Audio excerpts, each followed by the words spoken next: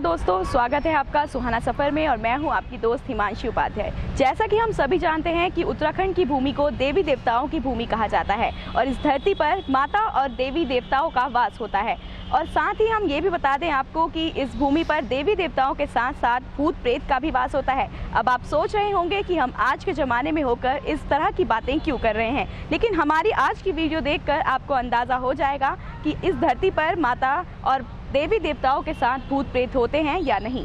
उत्तराखंड की कई रोचक कहानियां जो आज भी उत्तराखंड के इतिहास के पन्नों में दर्ज हैं, वह आज भी हमारे बड़े बुजुर्ग द्वारा ये बात युवा पीढ़ी को सुनाई जाती है। उत्तराखंड के लगभग हर एक बुजुर्ग व्यक्ति ने अपने जीवन काल में बाढ़ कहे जाने वाले भूतों की टोली का आभास किया है। ये भूतों की टोली, जिसे उत्तराखंड के स्थानीय लोगों द्वारा बाढ़ नाम दिया गया है, ये बाढ़ अधिकतर सितंबर व अक्टूबर के महीने में चलती थी।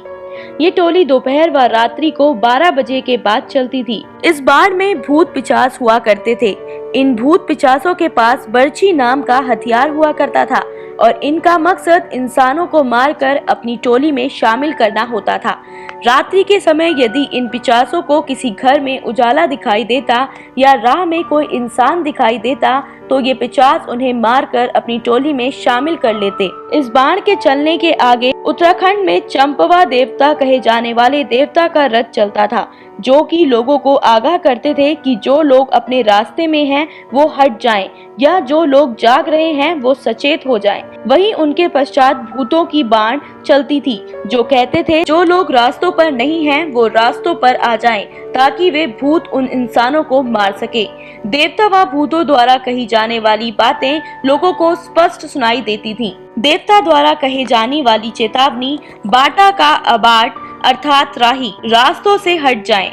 उसी तरह भूत पिचासों के शब्द कुछ इस प्रकार होते थे, अबाटा का बाट अर्थात जो रास्तों पर नहीं है वो रास्तों पर आ जाएं। इस प्रकार की गतिविधियां काफी समय तक उत्तराखंड के कई स्थानों पर चलती रहीं, जिससे कई लोगों की मृत्यु भी हुई। परंतु अब ये गतिविधियां सुनाई व दिखाई नहीं देती। इसका कारण है आधुनिकता।